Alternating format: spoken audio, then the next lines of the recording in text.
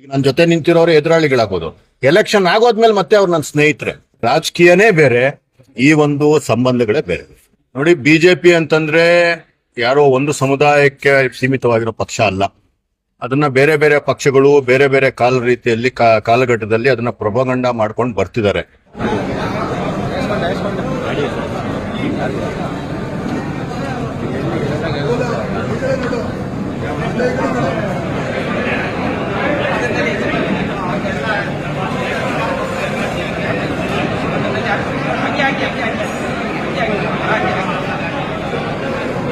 ನೋಡಿ, ರಂಜಾನ್ ತುಂಬಾ ಪವಿತ್ರವಾದ ಹಬ್ಬ. ನನ್ನೆಲ್ಲ ಮುಸ್ಲಿಂ ಬಾಂಧವರು ಇಡೀ ಪ್ರಪಂಚದಲ್ಲಿ ಈ ಒಂದು ತಿಂಗಳು ಏನಿದೆ ಉಪವಾಸ ಮಾಡಿ ಸಾಯಂಕಾಲ ಊಟ ಮಾಡುವಂತಹ ಕೆಲಸ ಮಾಡ್ತಾರೆ. ಇಡೀ ದಿನ ಅವರು ಉಪವಾಸ ಇರ್ತಾರೆ. ಅವರು ಒಂದು ಹನಿ ನೀರು ಕೂಡ ಸಹ ಕುಡಿಯೋದಿಲ್ಲ. ದೇವರಲ್ಲಿ ಪ್ರಾರ್ಥನೆ ಮಾಡ್ತಾ ಇಡೀ ದಿನನ ಕಳೀತಾರೆ. ಅವರ ಒಂದು ಪ್ರಾರ್ಥನೆ ಎಲ್ಲ ಮನುಕುಲಕ್ಕೆ ಒಳ್ಳೇದಾಗಬೇಕು ಅನ್ನೋದಾಗಿರ್ತದೆ. ಅಂತಹ ಒಂದು ನಿಟ್ಟಿನಲ್ಲಿ ಇದೊಂದು ಏನು ಇಫ್ತಿಯಾರ್ ಕೂಟ ಅನ್ನೋದು ಮೊದಲಿಂದ ನಡ್ಕೊಂಡ್ ಬಂದಿರುವಂತಹ ಸಂಪ್ರದಾಯ. ಆ ಒಂದು ಏನು ದಣಿದ ದೇಹಗಳಿಗೆ ಒಂದು ಆತಿಥ್ಯ ಕೊಡುವಂತಹ ಒಂದು ಪ್ರಾಮಾಣಿಕವಾದ ಪೂಜ್ಯವಾದ ಕೆಲಸವನ್ನ ನಾವು ಮೊದಲಿಂದನೂ ಮಾಡ್ಕೊಂಡ್ ಬರ್ತಾ ಇದೀವಿ. ಚಿಕ್ಕಬಳ್ಳಾಪುರದಲ್ಲಿ ಹಿಂದಿನ ವರ್ಷನೇ ಸ್ಟಾರ್ಟ್ ಮಾಡ್ಬೇಕಾಗಿತ್ತು. ಅವಕಾಶ ಸಿಕ್ಕಿರಲಿಲ್ಲ ಕೋಡ್ ಆಫ್ ಕಂಡಕ್ಟ್ ಬಂದಿದ್ದಕ್ಕೋಸ್ಕರ. ಈ ವರ್ಷ ಅವಕಾಶ ಸಿಕ್ತು.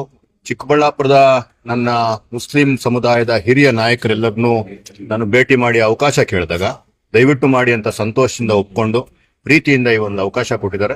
ಆ ಒಂದು ಸಂದರ್ಭದಲ್ಲಿ ನಾನಿವತ್ತು ಅವರಿಗೆ ಒಂದು ಆತಿಥ್ಯ ಕೊಡುವಂತ ಕೆಲಸ ಮಾಡಿದ್ದೆ.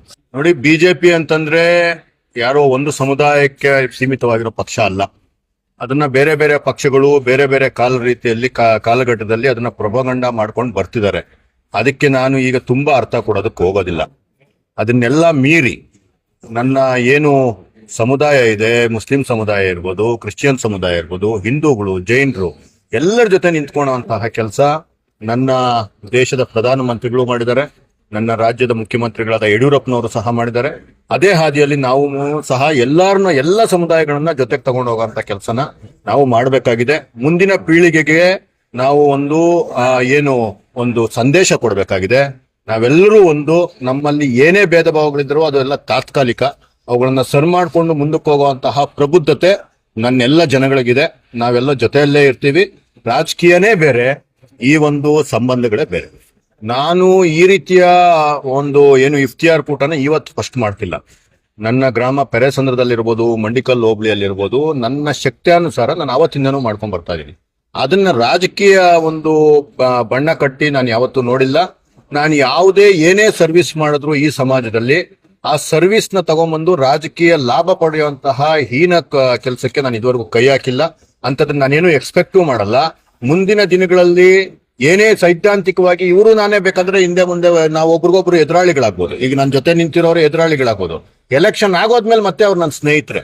ರಾಜಕೀಯ ಮತ್ತೆ ಪ್ರಜಾಪ್ರಭುತ್ವಕ್ಕೆ ಮತ್ತೆ ಸಂಬಂಧಗಳಿಗೆ ಕರೆಕ್ಟ್ ಆಗಿ ನಾವು ಅರ್ಥಗಳನ್ನ ತಿಳ್ಕೊಂಡ್ರೆ ಬದುಕು ಸುಂದರವಾಗಿರ್ತದೆ. ನಿಜಕ್ಕೂ ಅಂತಹ ಒಂದು ಕಲ್ಪನೆ ಅಂತಹ ಒಂದು ಭಾರತ ನನ್ನ ಒಂದು ಕಲ್ಪನೆ. ಆ ರೀತಿ ಒಂದು ದಿವಸ ಬರ್ಲಿ, ನಾವೆಲ್ಲರೂ ಚೆನ್ನಾಗಿರ್ಲಿ ಅನ್ನೋದು ನನ್ನ ಭಾವನೆ. ಈ ಒಂದು ಸಂದರ್ಭದಲ್ಲಿ ಸರ್ ಮುಸ್ಲಿಂ ಬಾಂಧವರಿಗೆ ಏನ್ ಸಂದೇಶ ಬಯಸ್ತೀನಿ?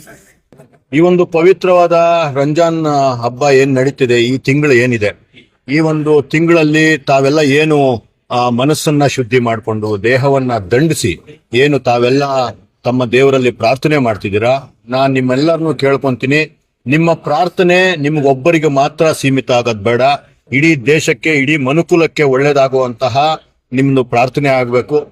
ಮೊಹಮ್ಮದ್ ಪೈಗಂಬರ್ ಏನಿದ್ದಾರೆ ಅವರ ಒಂದು ಏನು ಕುರಾನ್ ಆಗ್ಲಿ ಇನ್ನೊಂದಾಗ್ಲಿ ಓದಿದಾಗ ಅರ್ಥ ಆಗೋದೇನಂತಂದ್ರೆ ಇಡೀ ಮನುಕುಲಕ್ಕೆ ಒಳ್ಳೇದಾಗುವಂತಹ ಸಂದೇಶವನ್ನ ಸಾರುವಂತ ಕೆಲಸ ಮಾಡಿದ್ದಾರೆ.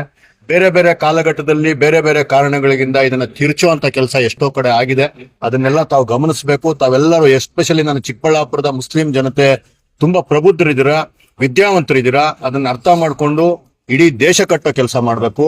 ನಿಮ್ಮ ಪ್ರಾರ್ಥನೆ ಇಡೀ ದೇಶಕ್ಕೆ ಒಳ್ಳೇದಾಗ್ಬೇಕು ಅಂತ